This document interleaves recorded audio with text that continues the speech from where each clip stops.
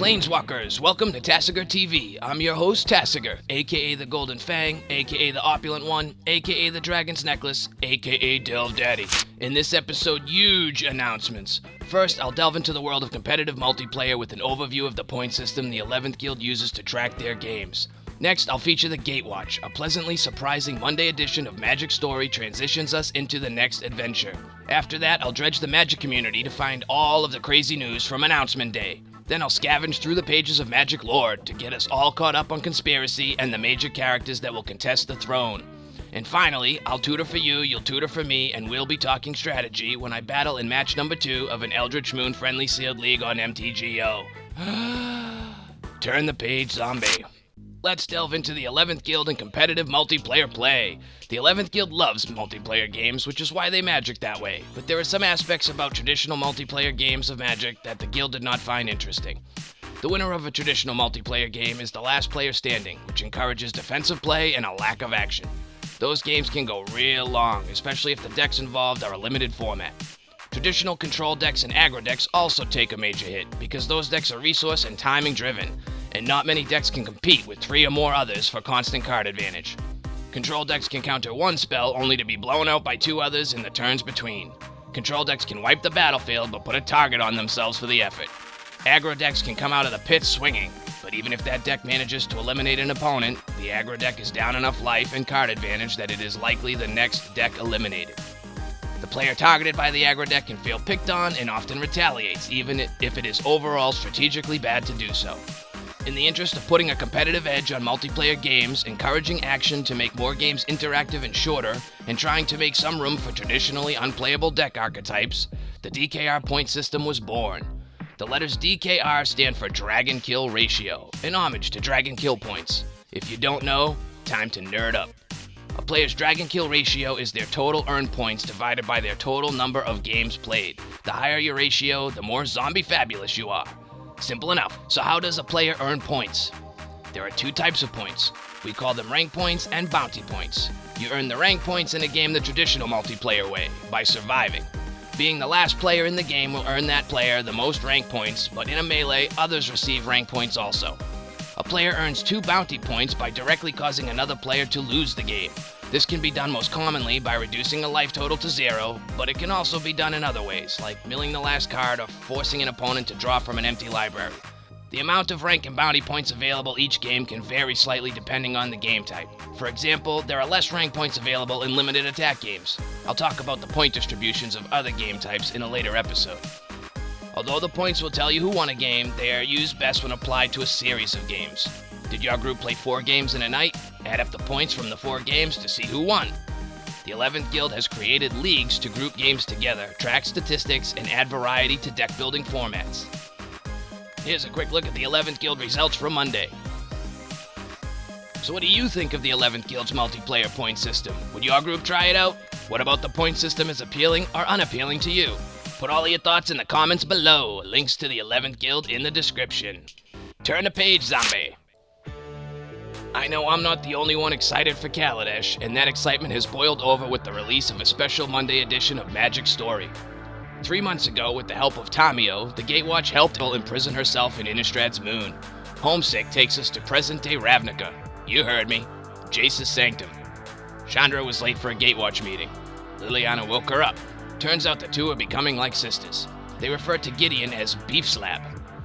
Chandra spent the night out at the Izzet races and slept in. On their way to the meeting in the library, Chandra and Liliana passed the courtyard where Gideon and Nissa were training. Gideon convinced Nissa to hit him with everything she had. After all, he was indestructible. So Nissa grew a giant tree trunk rocking hammer and smashed Gideon chest deep into the ground. Gideon was able to climb out of the hole unharmed and impressed. He had never considered his indestructibility's effect on the floor below him. It appeared the Gatewatch had become fast and good friends. The Gatewatch assembled in the library so that Jace could clue everyone in on current events. Tamiyo had agreed to spread the word through her network of planeswalkers that the Gatewatch was willing and able to help. Tamiyo's network almost immediately returned results, and the Gatewatch was introduced to Dovin Baan. Dovin Baan was a Vidalcan planeswalker from Kaladesh, a fact that caused Chandra to leave the meeting. He was incredibly logical and structured when he told the Gatewatch why he was there. Dovin explained that saboteurs had been terrorizing Kaladesh because they felt the equal distribution of aether was unfair. Liliana explained that the Gatewatch was meant to help and protect the planes from other planeswalkers, not internal struggles. Dovin claimed to understand their rules and he was set to depart, but Gideon convinced him to stay for dinner. That is literally what happened. I think the Gatewatch did this to buy themselves time. They wanted to help Dovin if lives were at stake, but they needed to find a reason to break their rule of non-interference. To add to the new Gatewatch troubles, Lavinia informs Jace that several members of the Azorius Council had been recently petrified. Jace is tasked, as Guild Pact, to look into it. While he handles the paperwork, Jace asks Gideon to go with the Azorius and look into the situation. Jace hints that he suspects the involvement of the planeswalking Gorgon Vraska. Not long after she left the meeting, Chandra set Gideon's punching bag on fire while working off some stress. She remembered how the Consul and people like Dovin Bal had killed her parents along with many of the best inventors on Kaladesh. Chandra had also remembered how calm and at peace she was when she was connected to Nissa on Zendikar. Uncontrol her impulses, Chandra headed straight to Nissa. Chandra's visit with Nissa was odd. I can't tell for sure if Chandra is just socially awkward or if there is something more. The visit actually unfolds like a botched attempt at asking for a first date. Whether it is the spark of love or simply a side effect of their connection on Zendikar, Nissa and Chandra are attracted to each other, and that is obviously the source of their awkwardness. Later, at the Sanctum, dinner had begun. Nissa was adrift with thoughts of Chandra. Gideon thought she had fallen asleep and snapped her out of it. Their dinner guest, Dovin Baan, had questions for Nissa. He asked about her connection to ley lines. Dovin compared ley lines to the aether on his world. Aether was collected from the upper atmosphere by Thopters, then stored as power to be used later. Dovin and Nissa had a civil but classic blue versus green philosophical debate. Do you have to thank the tomato for letting you eat it? Nissa says yes. Dovin also pointed out all the flaws in the library, like the number of books out of order, and he knew that Jace was bullied as a kid. Smart and observant. Dovin went on about how having a pyromancer in the library was a statistical risk. That made Jace think of Chandra. Where was Chandra? Lavinia reveals that Countess Vess and Monk Nalar had spent the day shopping, then planeswalked. Upon hearing the name Nalar, Dovin recalled the story of the Nalar family and their pyromancer daughter from Kaladesh. The Gatewatch realized that Chandra was just a kid when her parents were killed and that she had most likely planeswalked to Kaladesh. Jace had Guild Pact paperwork to do and Gideon had to look into the potential Vraska return, so Nissa decided she would go with Dovin to Kaladesh and stand beside Chandra. The Gatewatch had found their reason to interfere. Will friendships actually keep Liliana in the Gatewatch? How does Vraska suddenly play into all of this? Is there something going on between Nissa and Chandra? Do you want something to be going on between Nissa and Chandra? Put your thoughts and speculations in the comments below. From there, we headed to the city of Girapur on the plain of Kaladesh in a time for innovation. The elf, Rashmi, and her Vidalcan assistant, Mitul, were working on an invention for the upcoming fair. Her invention, the ether condenser, could make teleportation possible if she could get her invention right. Her most recent attempt to teleport a flower in a vase had failed, but the pair of inventors saw ways to improve for their next test. After many more unsuccessful trials, the day of the fair had arrived and Rashmi had just enough time to give the test one final trial. Although the test proceeded farther than it ever had, the flower still imploded. Just when it seemed that all hope was lost, Rashmi noticed that the vase where the flowers had been was now teleported across the room to the corner circle where the flower was supposed to end up. With no time left on the clock, the pair had successfully teleported inorganic matter. In the process, the device burnt out the last filament that Rashmi had in her lab. She would have to stop by the market and buy one on her way to the fair, and she was already out of time. When Rashmi and Mitul arrive at Remy's shop on the 9th bridge, they are terrified to discover that Remy has sold out of the filament they required. Defeated, Rashmi returned to her lab, only to find her good friend Saheeli waiting for her. Saheeli seemed to save the day when she offered to fix the filament for Rashmi. But when Rashmi explained that they had used the ether condenser to teleport things, Saheeli changed her mind and decided not to fix the filament. After more heartbreak, Rashmi verbally lashed out at Saheeli, but Saheeli just walked away. She told Rashmi that what she was trying to invent was something that shouldn't be invented. Saheeli headed to the arena to meet the Renegades, where she battled her automaton inventions against other automatons, mostly to blow off steam left over from her argument with Rashmi. Saheeli was one of the Renegades. She was also a planeswalker and all too familiar with the dangers of the Blind Eternities. Rashmi's matter transporter was capable of terrible things in the wrong hands. Saheeli convinced herself that refusing to help her friend had been the right thing to do for the sake of the multiverse. Saheeli's construct destroyed its latest challenger, but Saheeli still did not feel better. The gates to the fair had opened and the renegade battles were over, or they risked getting caught.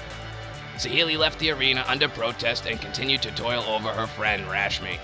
Someone in the crowd called for Saheeli, and at first Saheeli became defensive, as if she was going to have to take action. It turned out that an adoring dwarf fan wanted an autograph. That's right, dwarfs are back. Saheeli obliged her fan and signed next to her quote, a quote about inventing without bounds. Feeling a bit hypocritical at that point, Saheeli ran toward Rashmi's lab, hoping that it wasn't too late to help a friend.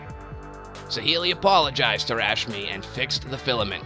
Saheeli was able to witness a successful teleportation of the vase and hoped she had done the right thing. They took the device to Padim, one of the judges, after Saheeli promised Padim tickets to the next underground automaton battle. The story ends with Rashmi about to begin her demonstration. Saheeli is a renegade, but does that make her a hero or a villain? How will Rashmi's teleporter change the way we look at the Blind Eternities?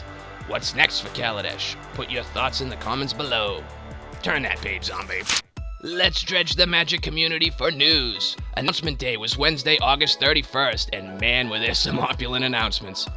In May, we'll rise among the worthy when we visit the brand new desert oasis plain of Amonkhet, a plain that seems to be inspired by Egyptian history, culture, and legend from the plane of Earth. The plain forges warriors to face the trials of the 5 gods and earn their place in eternity. The plane is also ruled by the evilest of dragons, Nicol Bolas. Hour of Devastation is the second set in the Amonkhet block with the tagline, Unleash Your Endgame, where we'll discover just how well our warriors have faced their trials. Announcing arch-enemy Nicol Bolas and Dual Decks Mind vs. Might. Commander Anthology is a collection of 4 previously published Commander decks that can be purchased by a group of 4, opened, and played for an instant Commander game. Modern Masters 2017 will feature sets 8th edition through Return to Ravnica and Magic 2014. At the end of the announcements, the art for Chandra, Torch of Defiance was previewed. Chandra, Torch of Defiance is the new Chandra Planeswalker in the Kaladesh block. We'll find out more about the card itself during PAX. Let's take a quick look at upcoming events. Just in case you didn't click the box, or there was no box to click, links to all videos and sources in the description below. Page zombie. Let's scavenge through the pages of Magic lore to get all caught up on the political intrigue surrounding the throne in the high city of Paliano on the plane of Fiora.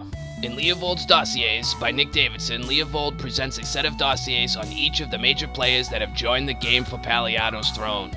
The first entry recaps Brago's assassination and Marquesa's ascent to the throne. Although Leovold has no idea who Kaya is or that she is the assassin, he sets the assassin up as a possible player in the throne game. The second dossier describes Silvala of Albarun. Silvala is an elf that once belonged to Brago's court, but her good nature and harmonious ways are not welcome under Marquesa's reign. Leovold believes that Silvala will fight for the throne simply because it is the right thing to do, especially since she has been offered the support of Trest. The next dossier covers Captain Adriana Valare, the former captain of the Guard. Adriana is outwardly opposed to Marquesa's seize of power, but she has so far been unable to raise a sizable, motivated force to stop her. Adriana has been limited to little raids and rescue missions, but she is dedicated to continue the fight for a republic. The dossier on Queen Marquesa highlights the fact that Marquesa must have been planning every detail of the coup for months, if not years, before the assassination. Marquesa has bet it all and will do anything to hold on to rule, but plans that are that intricate are more susceptible to going wrong. Even Grenzo has a dossier. Grenzo was Brago's dungeon warden, and he used that position to keep a foot in the underworld of Paliano. Now that Brago is slain, Grenzo is out of a job, and only he really knows what his motives are. Whether he thinks he can make a run at the throne himself, or he simply intends to create as much anarchy as possible before it all comes crashing down, one thing is certain: Grenzo is a major player in the game. One of Leovold's spies intercepted a dossier about Leovold himself, a dossier intended for Queen Marquesa. Leovold is described as either a brilliant spy or fumbling nosy thief. The best part about it, the recommendation to Marquesa is not to waste too many thin resources investigating further. The time might be perfect for Leovold to make a move. Now that we know the major players in the game, who do you think has an edge? Who do you think will win? Will someone ascend, or will the entire High City literally and figuratively fall in the process? Stay tuned. Put your thoughts and predictions in the comments below. Links in the description. Page Zombie. Let's talk strategy. I've joined an Eldritch Moon friendly sealed league. I'm 1-0 with my blue-green emerge deck, and I'm ready for match number 2. Can I go 2-0? Let's find out. Away we go. Yes, I would like to play first. I will keep this hand. It's not the greatest. I'm susceptible to some early aggression. Turn 1, I drop an island. Turn 1, my opponent drops an island. Turn 2, I draw an island.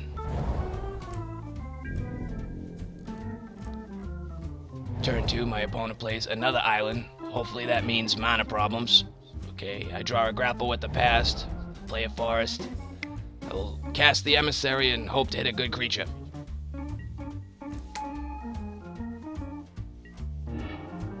And it's a whiff. Okay, drag under, turn aside, an island and a forest going on the bottom. So that means the plan is turn 4 Laboratory Brute, put some cards in the graveyard, then use grapple with the past to get back the best creature. Okay, draw, turn aside. Attack for 1, because why wouldn't you? Gotta get in there. Send my emissary over to have a discussion and then flick you in the face. Cast the Brute. See what ends up in the yard. Okay. Well, the advanced Stitch Wing's not a bad thing to have in the yard because we got other ways of getting that back. The Eldritch Evolution's gone. It's good to know. And my opponent drags the Brute under. I'm gonna happily recast the Brute. Put 4 more cards in the yard. Give me an option with grapple with the past. Attack in for 1 first. Yeah, my emissary still has things to say. Wasn't quite done with its meeting, you know. Had to clue my opponent into a few things. Okay, so we got a Drag Under and a Lashweed Lurker, and 2 forests end up in the yard. Okay, that Lashweed Lurker, a foil Lurker. It's looking like a great target. So my opponent pours over the pages, drawing cards, still not deploying threats. There's one, 2/1 flyer, that can only block creatures with flying. Oh, perfect. I draw a Cultist, which is great for emerging and card drawing.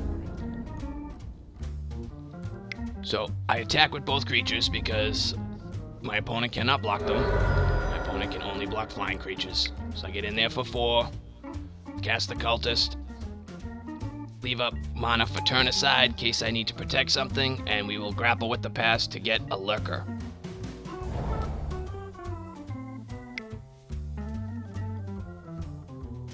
And Apothecary Geist from my opponent. So that's 2 flyers for my opponent, back up to 17 life, and the race is still on. I still overpower my opponent this way, not worried. So my opponent hits me for 2. I'm finally bleeding.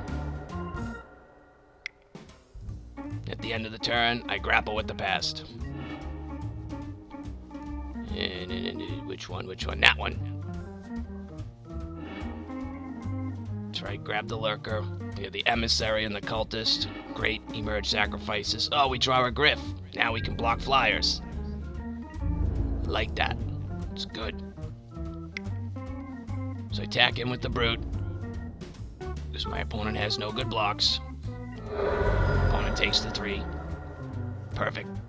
I'm gonna emerge the Griff. Say bye to the Emissary. Emissary, you did your job. When the Emissary goes, it leaves a 3/2 Eldrazi token. So now I can block the flyers. I get some power on the ground. I'm in great shape. Okay, Long Road Home will exile the token. I'm okay with that. The token was free. The Long Road Home was not.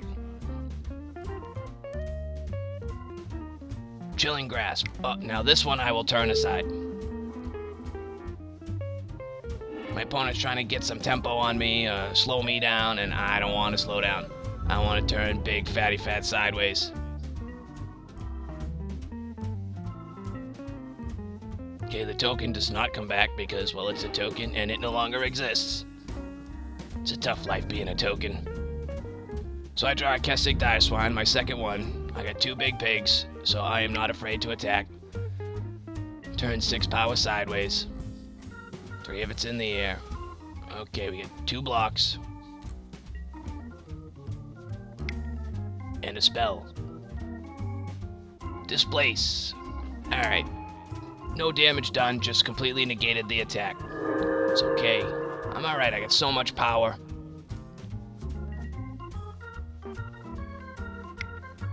Once I run my opponent out of cards, I'll be in Pigville.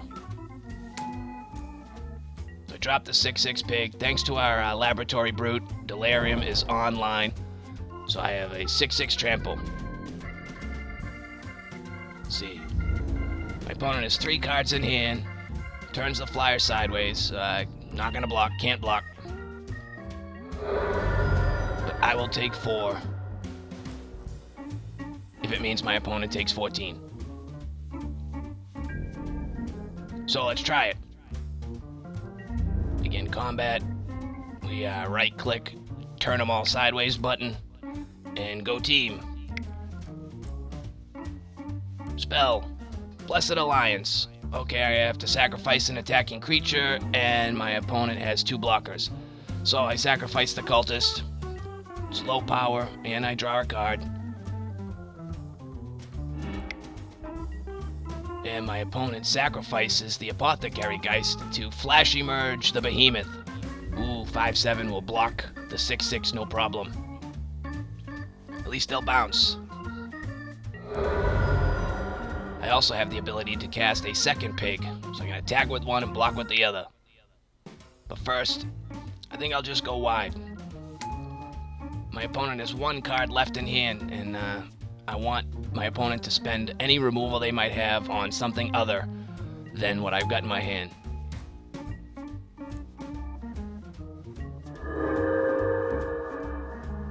So I run out 2 creatures, not afraid to block with 1. I don't know, my opponent should be attacking here, but okay, I'll take the 2. My opponent just doesn't know. Doesn't remember that I have a foil lurker. Maybe the foil dazzled him a little bit, you know. So I drop an Intrepid Provisioner. I gotta get through the Maniac and an Eldrazi token now. But I still got a lot of power. Just gonna turn it all sideways. My opponent has to block the Dire Swine with the Biggie. I got 2 power on all my creatures, so that kills the token and the Maniac. Yeah, those go bye-bye. Now I emerge the Lurker. Say peace out to the Partisan. And put that big flash mumbo-jumbo back on top of my opponent's library. See ya, Crab.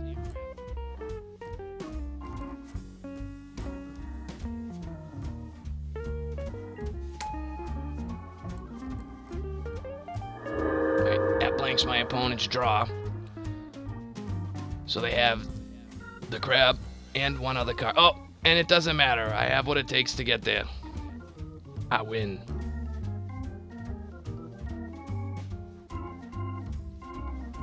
I didn't see too much to be afraid of. So, not really any good reason to sideboard. So we're gonna try this again. Okay, game 2. This hand is much better. I will keep this 4 land, both colors, and a curve out. Recruiter turn 3, Emissary. No, Recruiter turn 2, Emissary turn 3. So I draw an island, get 5 land for the Stitchwing.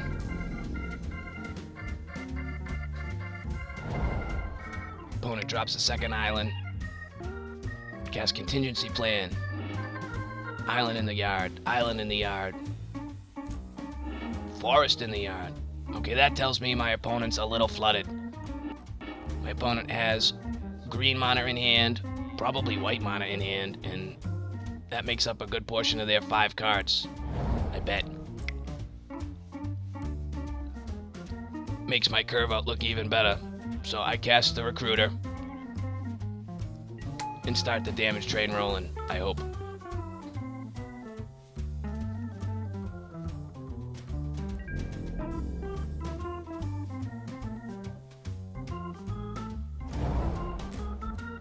Yep, there's a forest I figured my opponent had.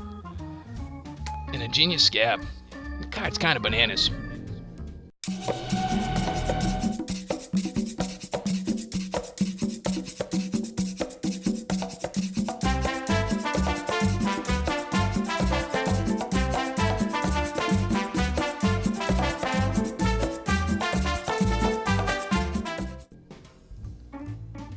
We'll see how much it helps my opponent here. I draw a Drag Under, and I think I'm going to use it. I have a feeling my opponent's flooded, so I just want to delay them as much as possible. Draw a card, draw the Lashweed Lurker off the Drag Under, and attack in for 2.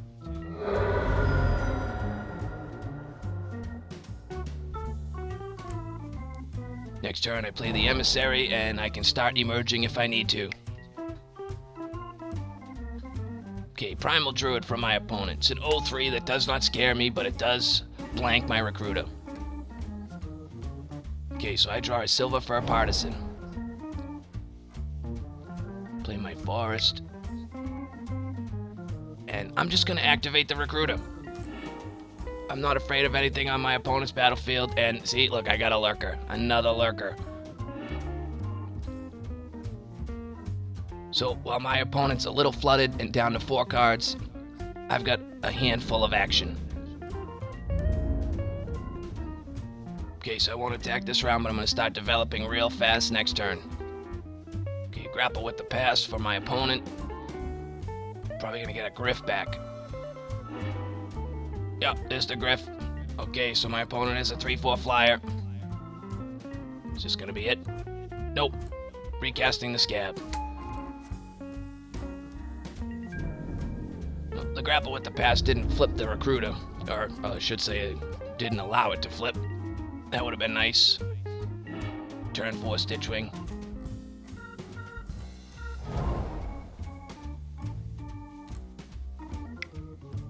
Okay, so I draw a turn aside, but I'm gonna cast the the Partisan. Still nothing really worth bouncing with either of the Lurkers, so no sense in running the Emissary out there just yet.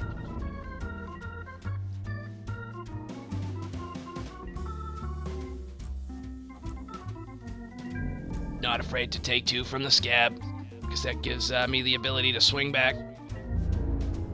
There's the Scab. Attacking in. No blocks. Not afraid. No pump. So I only take 2. Yeah, and then it's sacrificed to the Griff.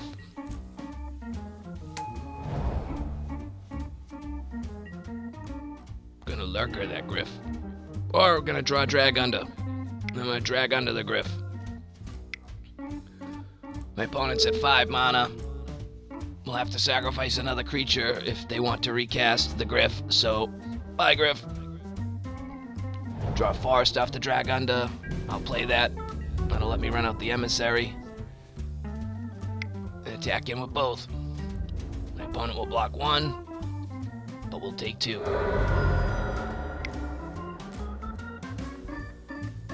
Cast the Emissary. See what it hits. Ooh, my Emissary got me a pig.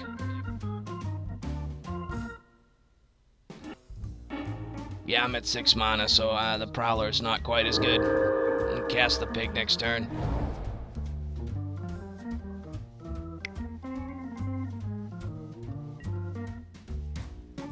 Okay, Somberwald Stag enters the battlefield for my opponent. That's gonna fight something. And my opponent values the Recruiter. So the Recruiter's gone, but that's okay. I already filled my hand up with fatty fats.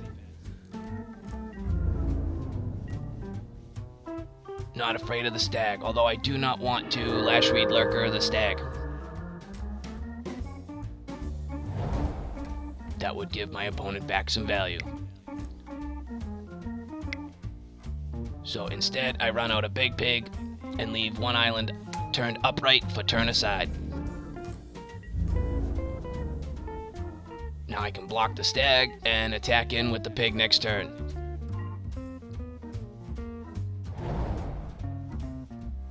Opponent plays a forest. Taps it all. Altered Ego. That enters the battlefield as a copy of a creature of my opponent's choice, except it comes with 3 counters. My opponent chooses Dire Swine. So my opponent is a 9/9 trampling pig. That's bigger than my pig. Unfortunately for my opponent, I have 2 Lashweed Lurkers. This is gonna be so deja vu.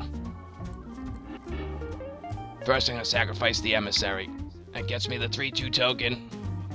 I like the token because it blocks the stag real good. I'm gonna put that Altered Ego back on top of my opponent's library. See you, 9/9 pig.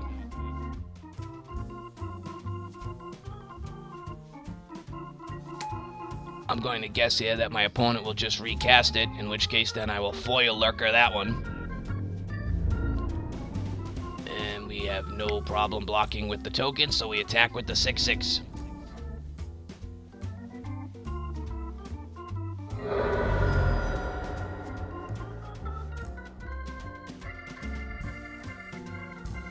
See, what are you gonna do?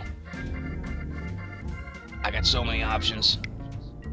Okay, my opponent attacks in with the stag, so I am going to snap block with that token. See you later. See what kind of combat trick you got. None. Perfect. Trade I was willing to make. Is a complete tap out. Is this that Altered Ego? Oh yeah, it is. You just didn't know, opponent. Oh, you had no idea about the foil Lurker. You just didn't know. So I gotta sacrifice the partisan. See you, Wolf. Thank you. Boom. Foil Lurker. Put the 9/9 pig back on top of the library. Get on there.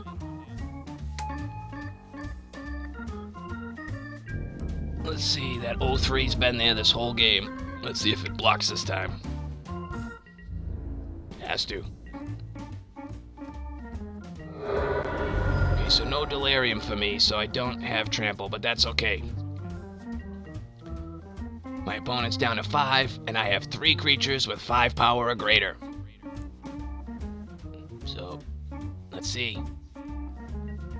What can my opponent do to get them out of this? Okay, the Altered Ego without counters. So that becomes a pig.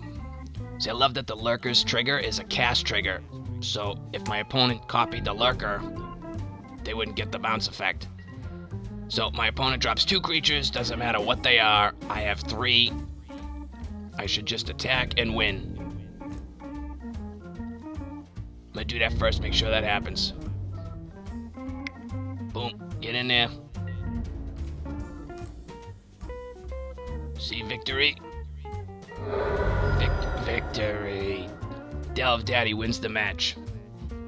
I am victorious, but how did I play? Did I leave a few great plays on the table? Did I make any zombie-headed mistakes? Let me know. Post your strategy in the comments below.